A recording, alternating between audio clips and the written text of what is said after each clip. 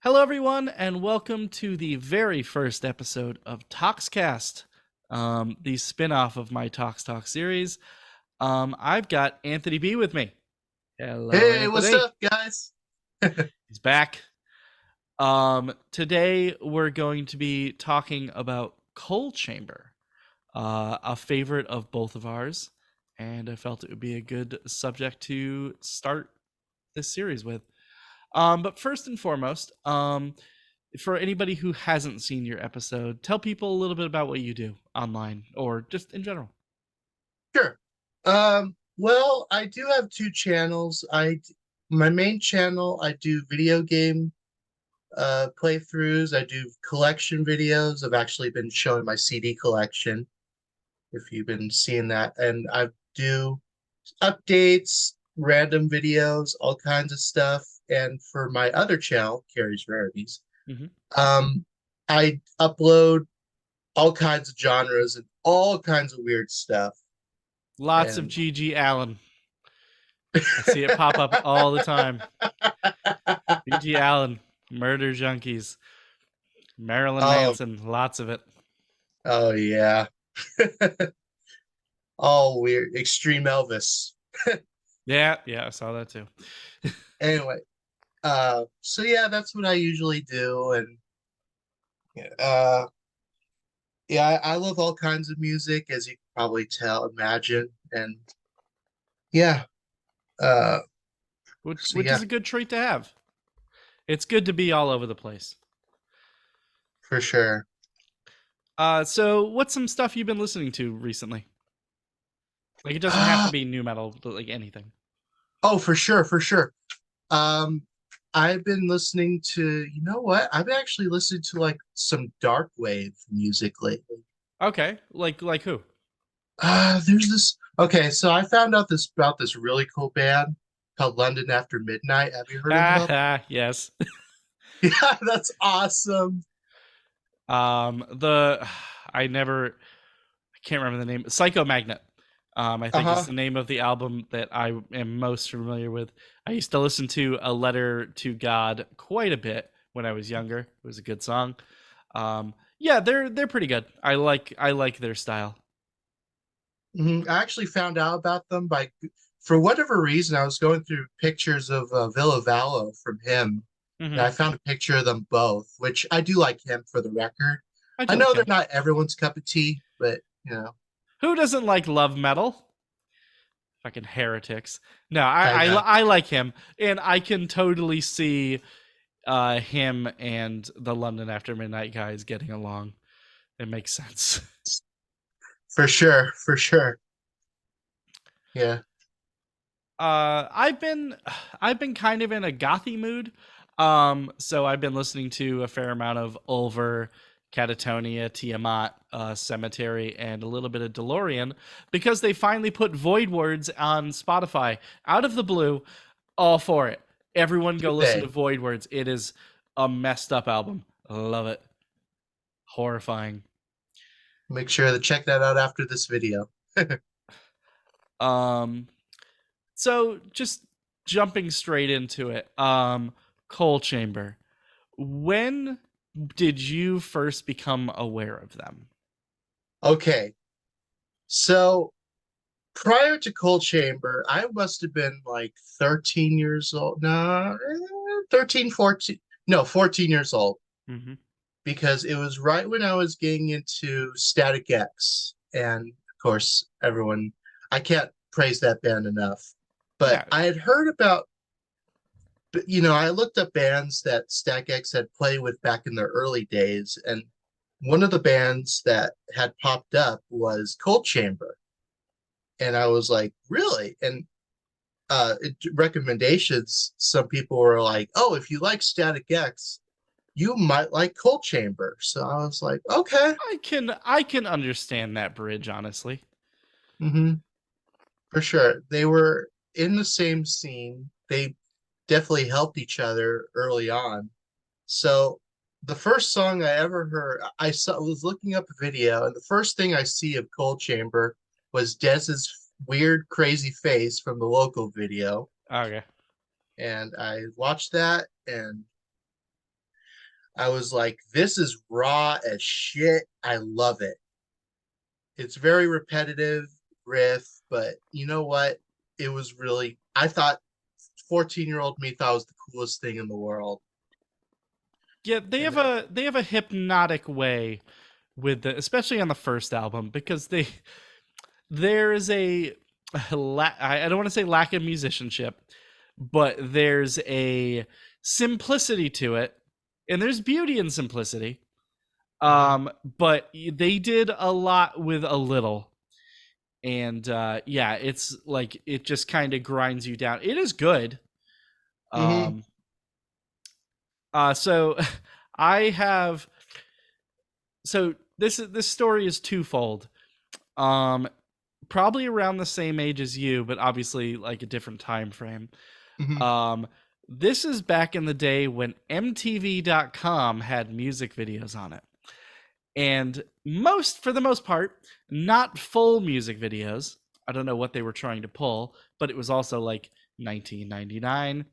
And so they had a few full videos. I remember the When Worlds Collide video was full, but Okay, on the Cold Chamber page, who I just found through browsing on there was a 30-second clip for the Shock the Monkey video.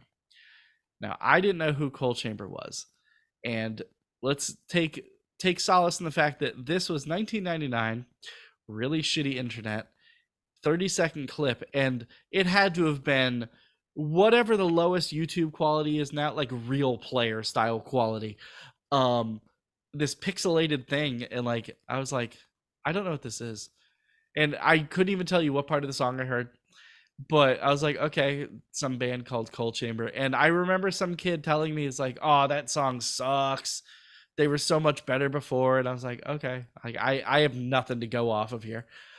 And then sometime like a couple years later, I was at a friend's party, and he was doing a backyard party, and he was a metal, like a new metal-y guy, and he played Sway, which I had never heard before, and I was infatuated with it. I was like, this is awesome. Like, because partially because he was like, he's saying motherfucker, it's great. 15-year-old me is psyched. Um, but yeah, I was like, and then a little time after that was probably around the time they broke up. And funny enough, that was how I got my first Cold Chamber album, because Hot Topic decided, hey, Cold Chamber broke up. Let's just put their newest album in the bargain bin for like $2. So I had a copy of Dark Days for $2 that I got. And that was the first Cold Chamber album I ever had.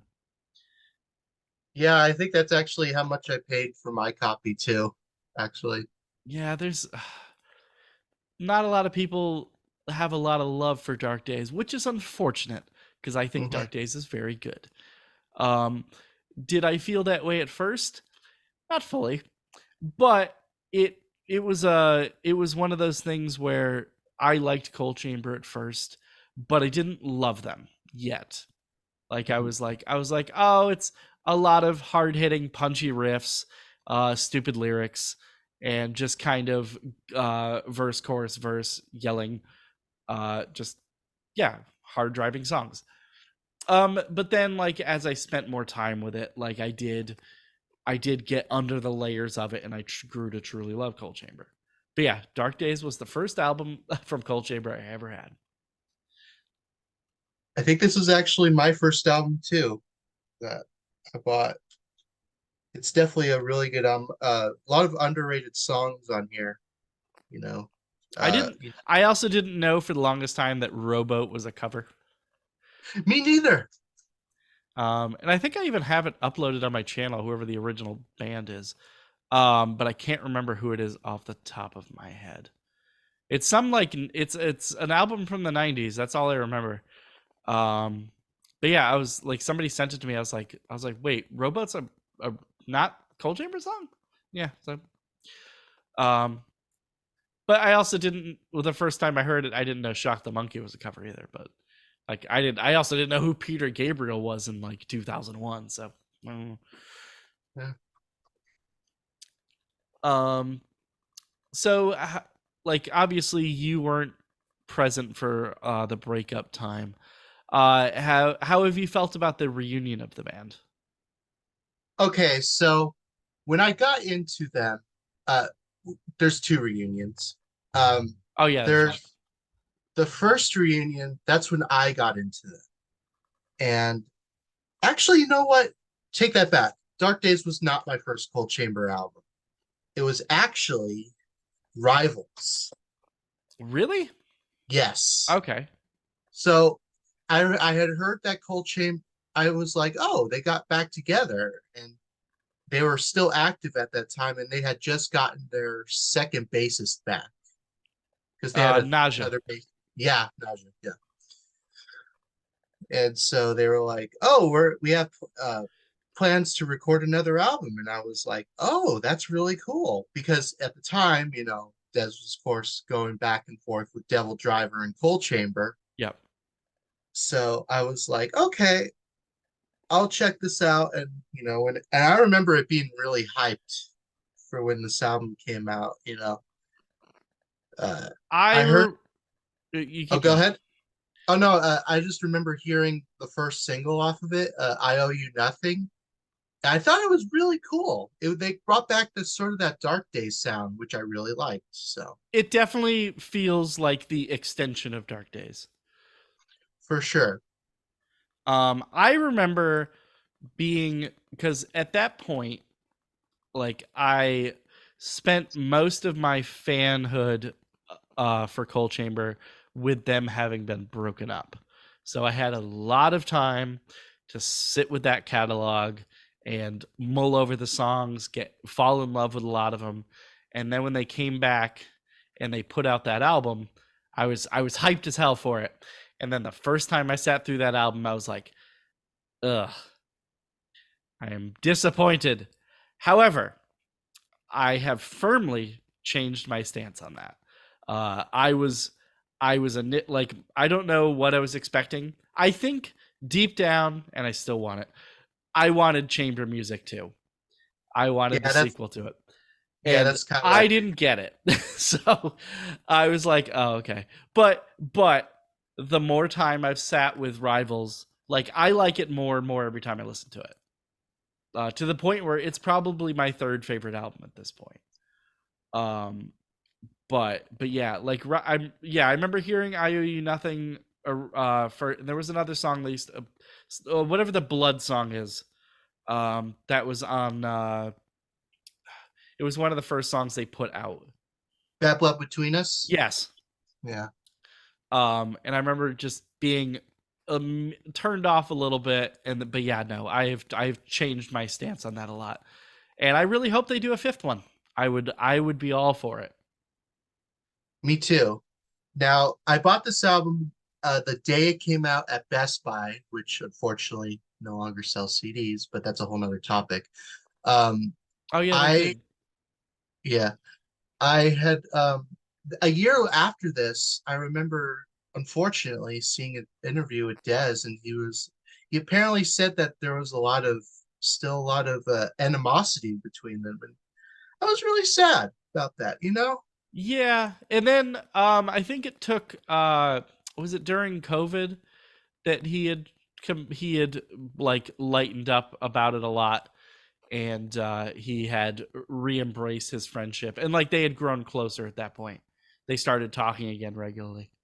That's Correct. why Well, oh, go ahead. I was gonna say that is why I have hopes for a fifth album. Like I'm hoping that can all be come together again. For sure, for sure. I think uh another, I don't know. I think it would be if it had a mixture of maybe their first three albums together with the sound. I think that would be interesting.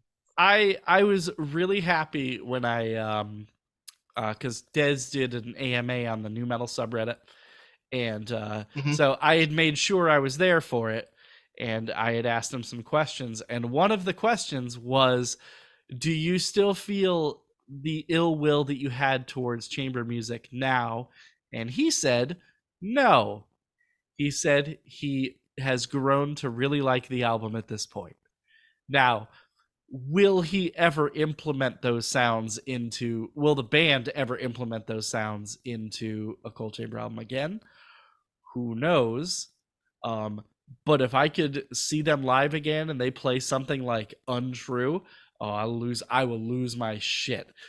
Um, or Tyler's Song, or any of those, any of the more melodic ones, because they're really good when they're heavy, but they're quietly good when they're melodic. Hmm. For sure. Yeah, chamber music is definitely. I've actually would say I go back and forth between Dark Days and chamber music being my favorite Cold Chamber album, just I because. can I can understand that, honestly. Yeah, chamber music is just like it's just so they really had a sort of a different turn with this album that was a little more melodic and kind of weird almost. all But the all the gothy elements helped. Like if I remember right, the Orgy guys were on several tracks and that helped.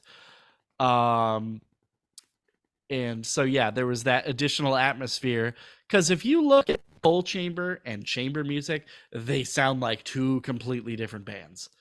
Um and then at the same time, Dark Days kind of feels like a different band. Or somewhere in the middle of the two.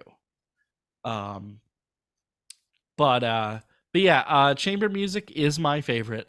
Dark Days is probably second favorite, and I would put Rivals at third. I do like the self-titled album, but at this point, it's my fourth favorite. It's the fourth one I go to. Um, Outside of a handful of, understand. like, there's a few tracks where I'm like, yeah, no, Unspoiled, Oddity, Loco, Sway, Big Truck, all for it, love them. And A Mirror of the Desert, my favorite Cold Chamber song, best song. Yeah. There you go. uh it's what was another thing I wanted to ask you? So I remember seeing your very old doom metal collection video, Uh which huh. by the way, please make a new one. Ugh. I know you're dreading it, but I posted pictures of my entire collection. I kept trying to start it, and I was just like, I don't want to do this. This is a lot. Because I actually, to my right, I have the entire CD wall section over there is all my new metal stuff. Um, but I don't want to. It would take hours. all right, that'll put it. We'll see then. But anyway, I remember seeing your collection video, and you said you had apparently had seen them live. I have seen them live 1.5 times. I will explain the half. Okay. Um, so I saw them. Unfortunately, I missed the headliner of this show, and I regret it at this point. But at the time, like I had to work at like 6 o'clock in the morning, so I Cold Chamber played after Lacuna Coil, so I saw Lacuna Coil, and then I saw Okay. Cold Chamber, and Seven Dust was the headliner. And at the time, I was kind of up and down about Seven Dust, but I had to, like, working first thing in the morning. Like, I need my sleep. I'm old. Um, and then I saw them again when they headlined over Filter, American Head Charge, and Combi Christ. I think. I think I that was think the. I think that was the lineup, because I remember Filter being there, and I remember Combi Christ, but I might be wrong about American Head Charge, because I've seen them like 4 times. But yeah, Cold Chamber was headlining, and I at that point I was the first show I went with my brother, and mhm. he loves Cold Chamber, so we were both there for Cold Chamber. It was all good. This time I was with two friends, not Cold Chamber fans. So we made it like 4 or 5 songs in, and they looked so bored, and I kind of felt bad, and I was like, well, I mean, I guess I've already seen them. So I was like, you guys Oh, want to leave and maybe go get something to eat, because it's like 11:30 at night, and we've been drinking. So That so I left in the middle of the set.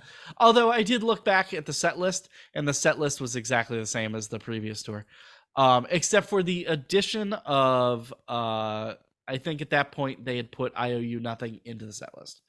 But other than that, it was almost exactly the same.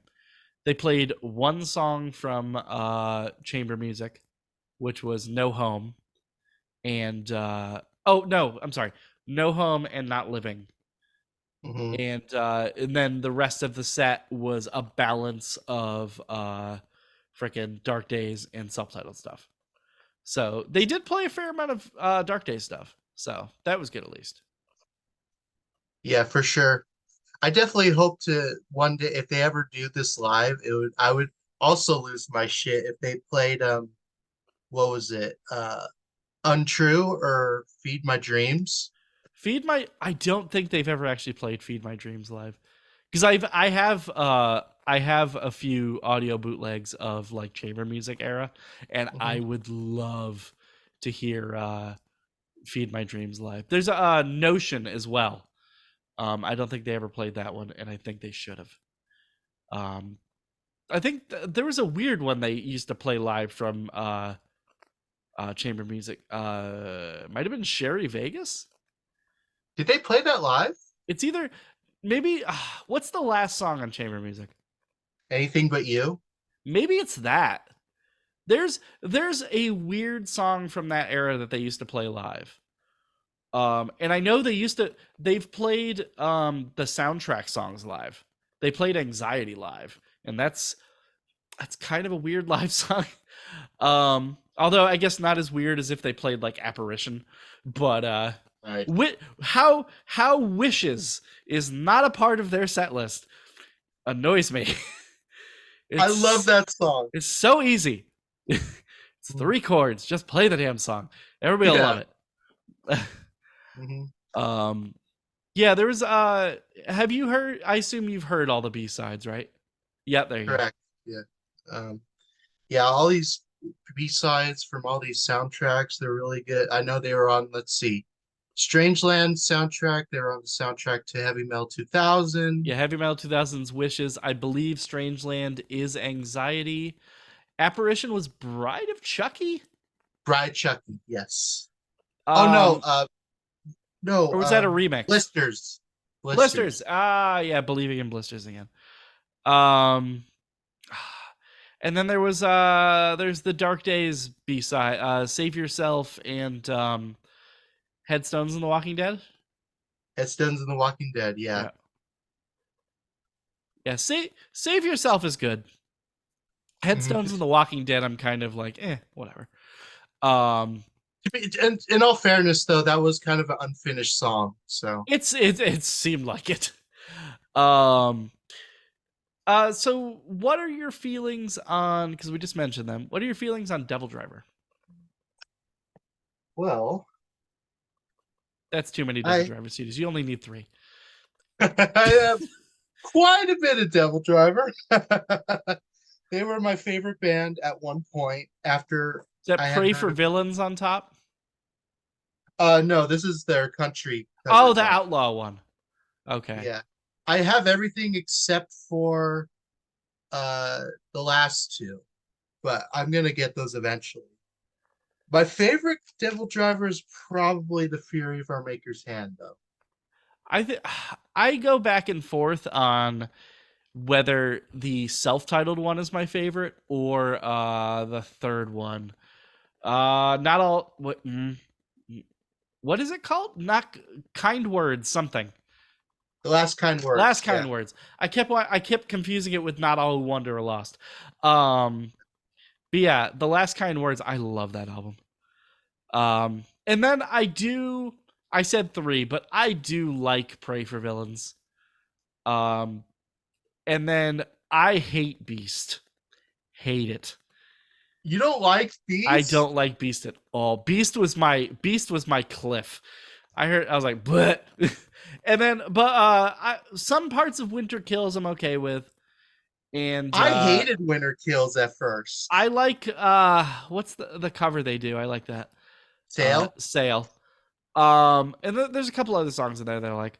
What's the one after Winter Kills? What was it? Oh, Trust No One. Yeah, that one. I remember trying to listen to that one and being like, "Nah, all right, we're back off this again."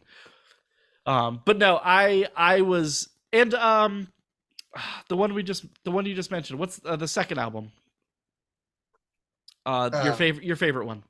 oh, Fury of Our Maker's Hand. Yeah, that one took me forever to like. Because I liked I haven't thought of this album in forever. I like this. I like the title track and the two hits, End of the Line and Hold Back the uh, Day. yeah, Hold Back the Day. Love those songs. And then the rest of the album I didn't like for the longest time. But now I've come around to it. Mm-hmm. Like, but man, I don't know. I think it was the shift from how they sounded on the first album, which just sounded like extreme Coal Chamber. Um and like the shift of that. Like I just wasn't ready for it. Plus everything at that time was going like groove metal and metalcore, and I was rallying hard against it. I was like, no, Machine Head, what are you doing to me? Yeah. Yeah. Although I do like the blackening. Me too.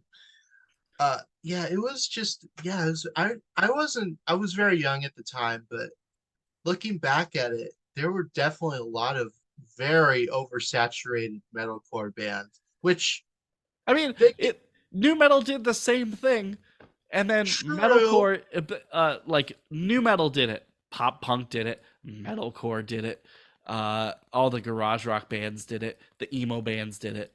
Everyone does it. Like very true. everything gets overset as soon as there's like a sprinkle of oh people like this, like kill it, Mm-hmm. throw 5,000 bands at them. uh, I'm just very like the whole. I'll try. I'll try once in a while to get into metalcore, which, but it's very like hit or miss genre for me for sure. It has to have something. And there's a lot of the really popular bands that don't have a thing that I like. Like Trivium's a good example. I don't like them. I know a lot of people do. And I've actually seen them live and I thought they were great live. But their studio stuff, I don't like it. Um Bullet for My Valentine is okay. Um Killswitch Engage, don't like them. However, the first major one they did, pre End of Heartache, Alive or Just Breathing, I think. Think so. The last one with Jesse Leach before he came back eventually. That one is really good. But then when they got Howard Jones, like I was like, I don't like this.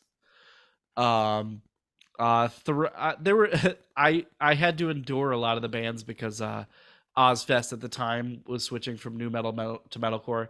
So I saw Throwdown, I saw Darkest Hour, I saw Bury Your Dead, I saw Bleeding Through, a bunch of those bands, and I wasn't that scene wasn't for me. But I have gone back, and there are some bands who stand out as being like, okay, this I would have liked if I had been exposed to it. Like I was okay with Chimera moving into the metalcore groove metal thing. Um, like because I think that sound suits them really well. Shadows Fall, same. Like they fit in that mold. They have a good sound. Um, even what's her name? Lamb of God, I really liked it. I don't know if I called it metalcore though. I call it more groove metal. Yeah, okay.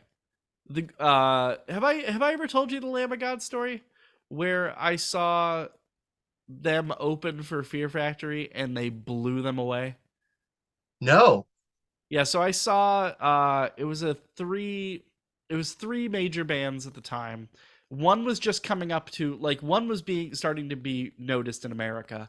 And then there was Lamb of God who was just starting to catch fire, and then there was Fear Factory. And this was during the Archetype tour. Okay. Um Children of Bodom was the headline the opener. And they were really good. And then Lamb of God came on, and I think Ashes of the Wake had just come out.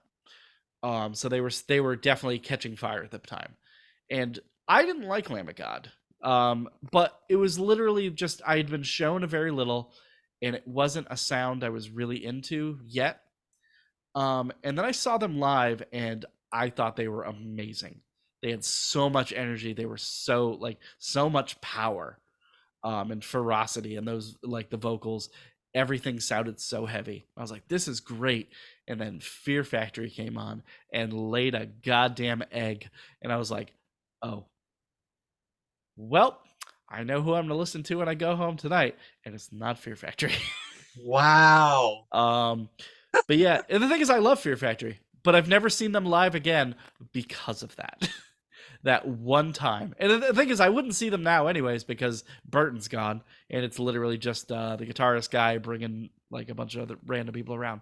Don't care. Hmm. Um, but yeah, Lamb of God was one of those bands that changed my opinion of them in a live setting.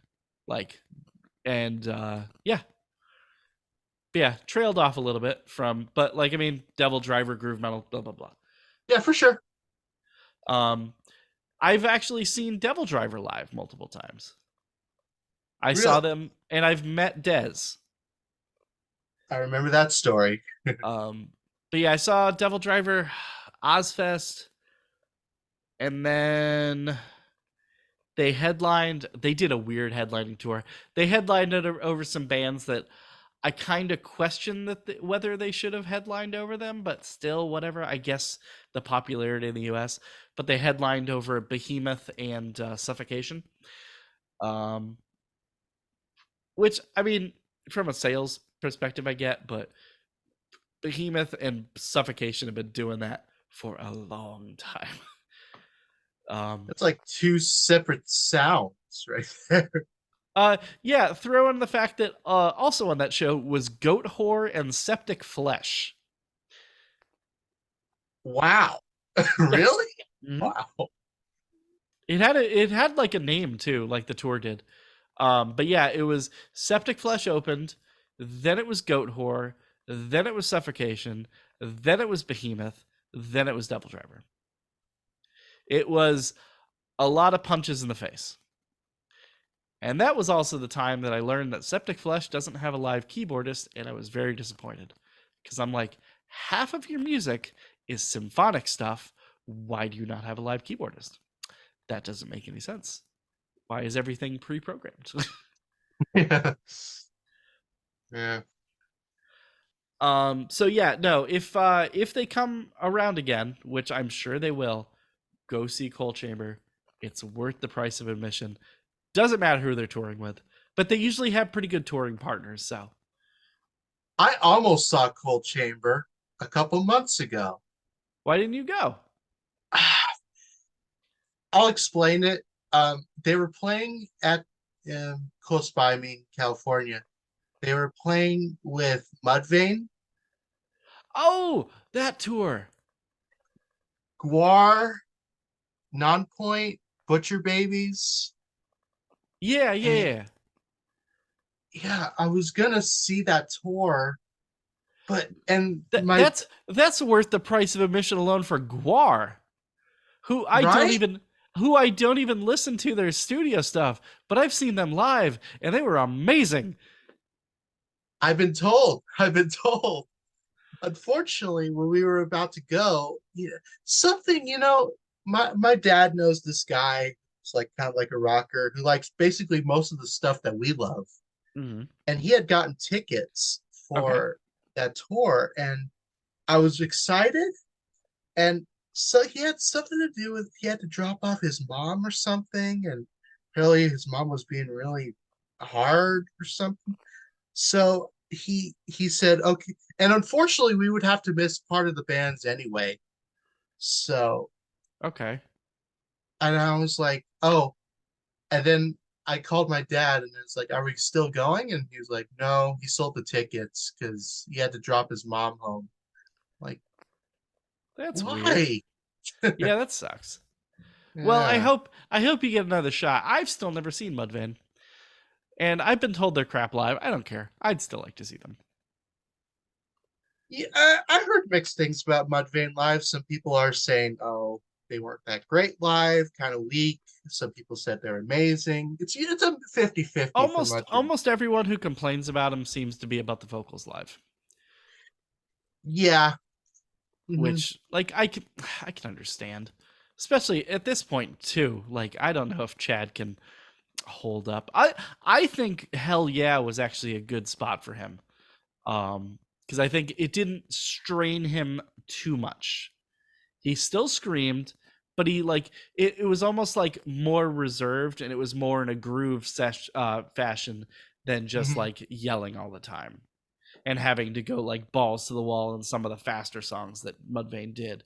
Like Hell Yeah didn't really have those super fast songs. Um, but yeah, well, if I get a chance to go see Mudvayne, I will go. But that tour unfortunately didn't come anywhere near me. Oh man, I think the closest it came was Boston, and I refuse to drive to Boston. I'm not doing it. Boston sucks. that's what everyone says. I've been to Boston like twice driving, and I hate it. I New York City is slightly more easy to deal with, and I don't like that either. Um, but yeah, no Boston. If I see Boston, I'm like no, because Killing Joke came up here a couple years ago, and they were in Boston, and I was like, nah, I'm not doing it. Don't care. Is it just the people, the atmosphere? Oh, it's literally the driving. Oh, It's the traffic in that city and the way the streets are structured. It's a nightmare. It's a nightmare to get in, and it's a nightmare to get out. If I would feel differently if I was like planning to like stay, like if I was like I'm gonna go to this show, I'm gonna stay in a hotel, stay there for the night, leave in the morning. But like more often than not, I'm not doing that. Except when I'm doing the festival run again, I'll do that. Um, but yeah, I uh I know you're familiar with these guys. I was planning to go to a oh wait, you might have even asked me who it was. Um, but I said I was going to go to a farewell show in Pittsburgh. Um, that was coming up because it was one of my favorite bands. And then I was debating it back and forth because I was like Pittsburgh's a little ways, but I was like for them I think I'm gonna do it. And then I saw ticket prices. Nosebleed seats were $270, and I went, no, you do not get my money, sirs. Also, one of your band members is dead. But Skinny Puppy. oh, Skinny Puppy. That's right. Yeah, because I remember that. yeah, I was super excited when I saw it, but yeah, no, like I'm not spending that much money for any. I had that's more than half the price I paid for my 4-day festival tickets. So R- no, r- yeah, because Yeah, my Ticketmaster can really go fuck themselves, honestly. yeah, no, that stuff's crazy. Like Hmm. ticket prices are crazy, merch sales are crazy. But if everything's true about bands not getting paid what they should be getting paid to do these shows, I understand the merch hiking a little bit because they need to make money. Otherwise, what are you doing touring? Um, but Right, and meet and greets. yeah, I that too. Uh, Mhm. yeah, I remember my first show ever. My mom told me afterwards that she tried to pull every trick she knew to try and get me backstage to Ozfest to meet Manson and couldn't pull it off. Oh man. I don't I don't know how that would have gone in 2001. Like I can't imagine an interaction between me and him that seems weird. It seems weird now. Although now he's like he is as he is. But yeah, god. I had a hard enough time meeting Monster Magnet. But like that like people like that are almost on like on a different level. I'm like, ah. Hmm. It might have been good. I don't know. I don't know. I mean, with Manson, it's kind of like, who knows? Yeah. For sure the show was good though. So I mean, that's my memory that I take away from it.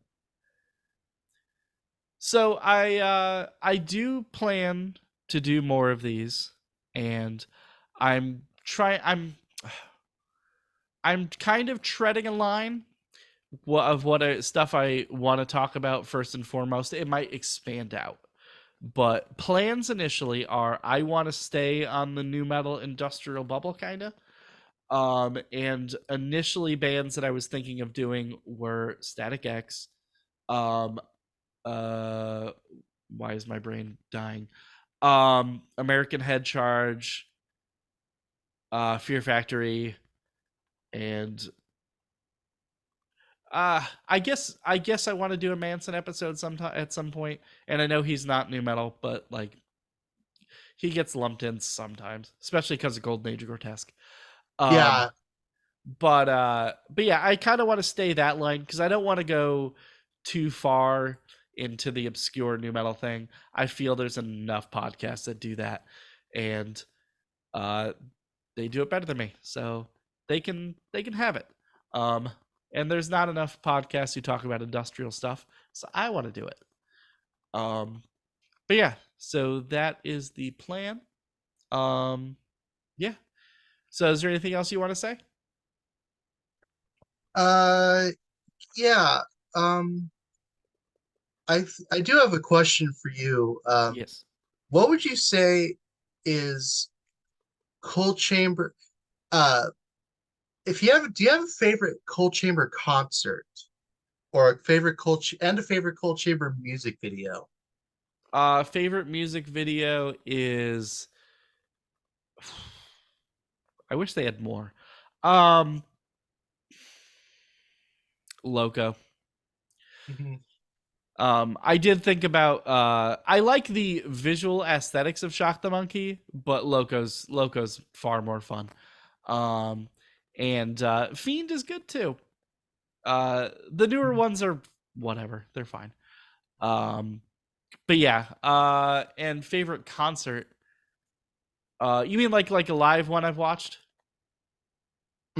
Sure. The I don't remember the exact date. I think it's 2000, but there's one that floats around that's like it during the chamber music tour, and it might be like Tulsa or something.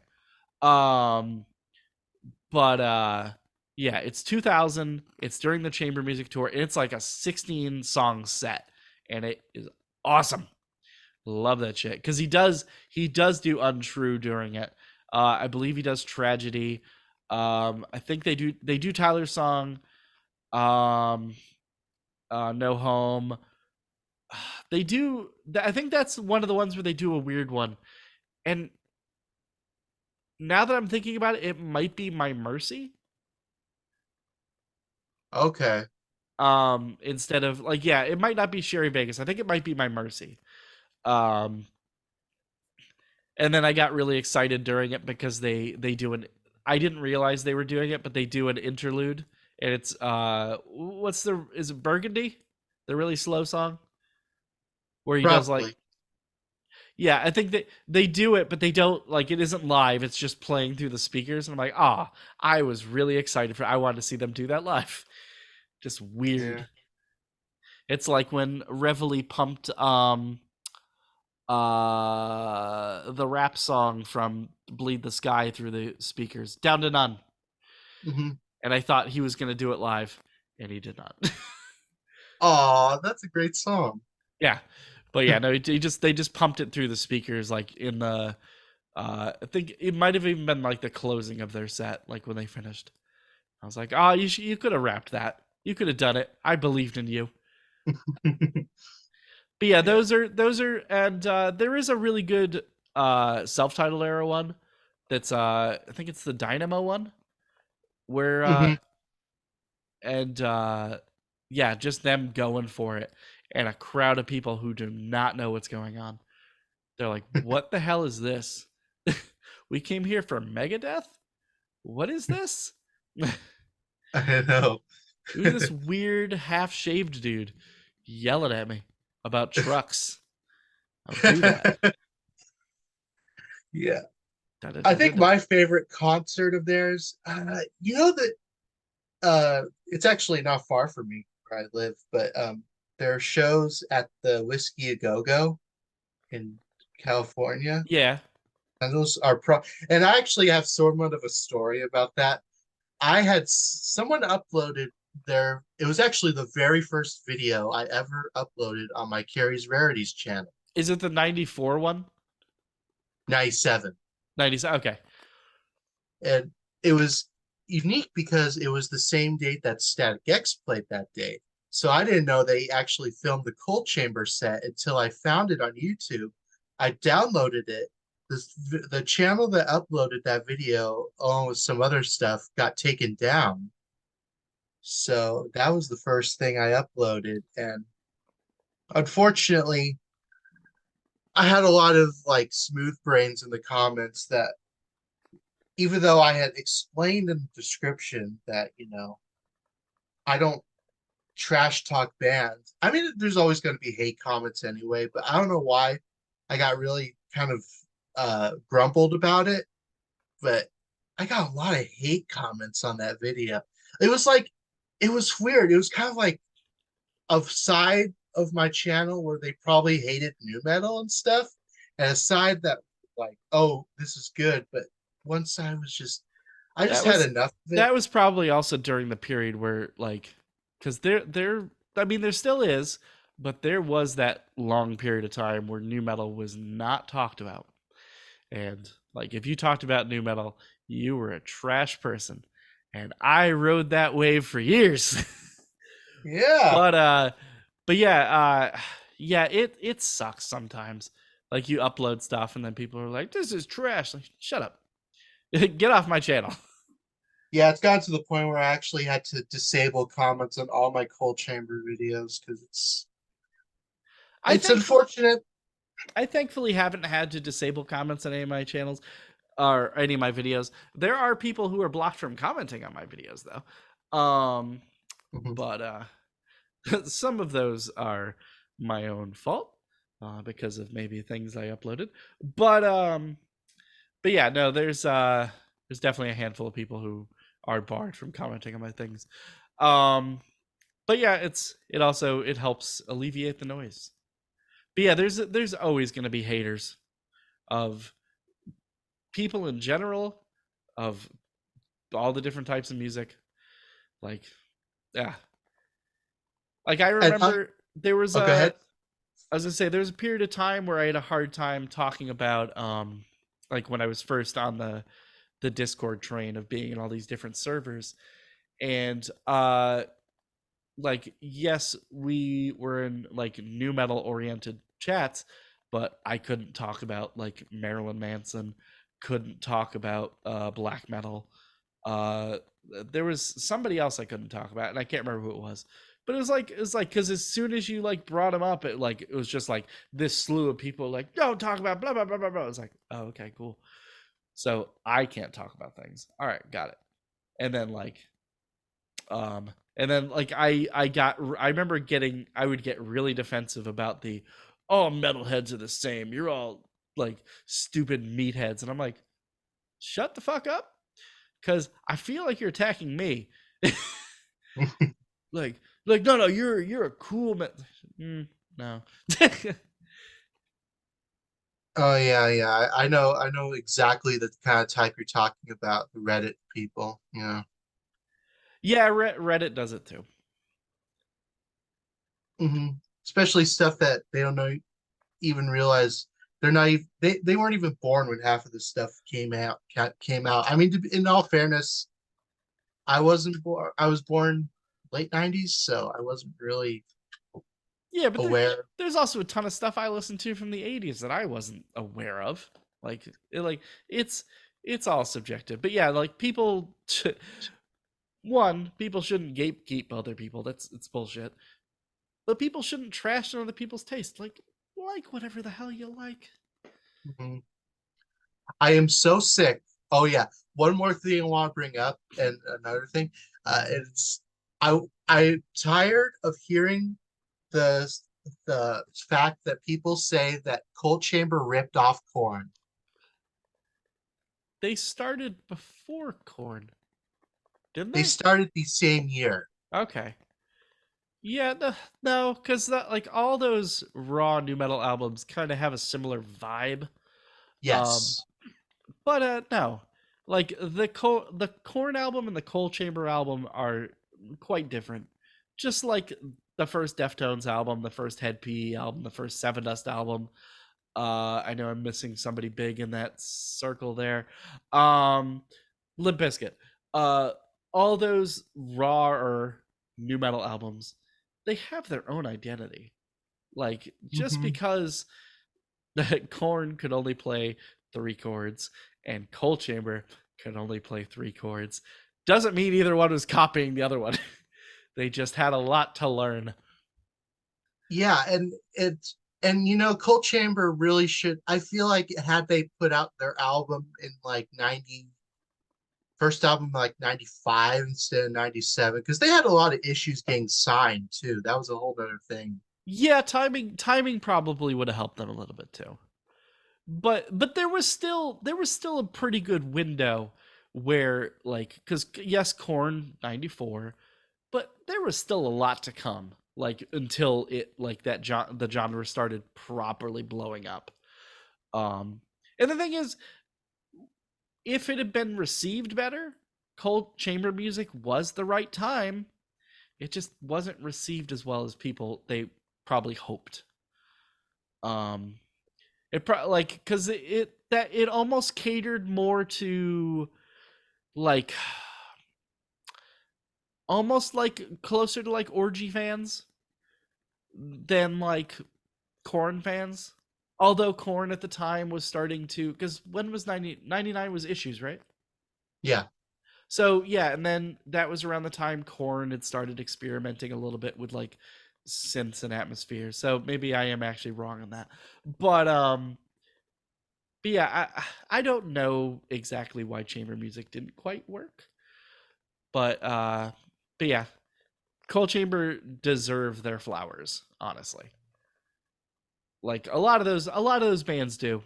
Like how come Ultra Spank never got their flowers? They started in 98. Uh Hmm. but They definitely deserve them.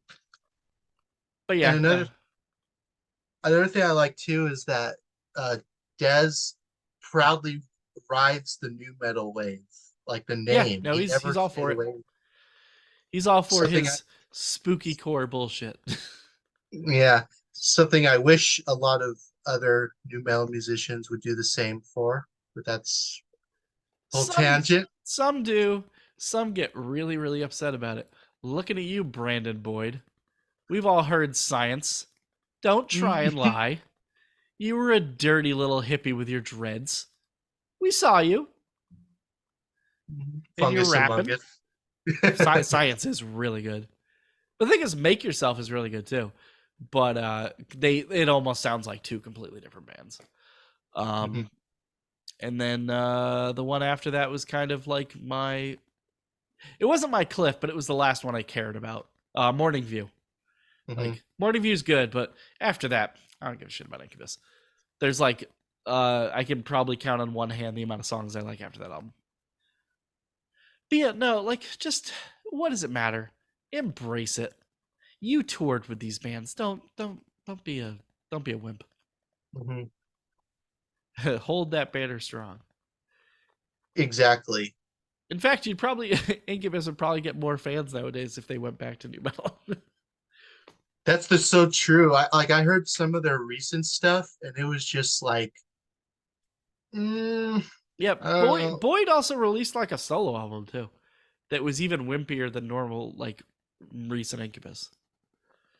Oh, I believe it. Um, but yeah, like I hope this resurgence makes people rethink the way they both looked at new metal and the new metal bands, the way they took being labeled as it.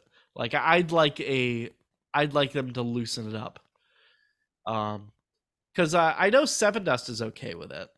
And there's a handful of other people. I'd also like Soulfly to go back to being new metal because I don't like their new stuff. It's heavy, I'll give it that, but Yeah, you but it, know, it lost its way.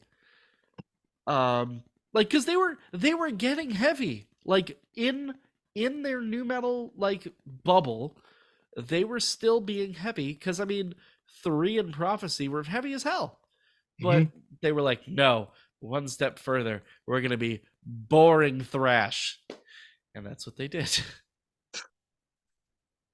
Yeah. Plus, Max is getting old and all, but still, I don't know. He Just can still do Back to the Primitive. I don't want to hear it.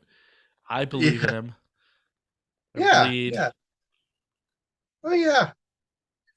It's so fucking surprising he's still alive too, considering his lifestyle.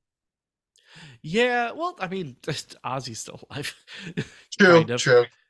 Cooper's still alive. A lot of those people are still alive. Um, we just mentioned him. Manson's still alive. Um, but yeah, Cold Chamber deserves more love. Absolutely. And I'll defend him until the day I die. Same. But okay. Until next time, we'll see you guys later. Take care. Hope you enjoy Toxcast, episode 2, whenever I feel like it. So, see you guys later. Bye. Bye.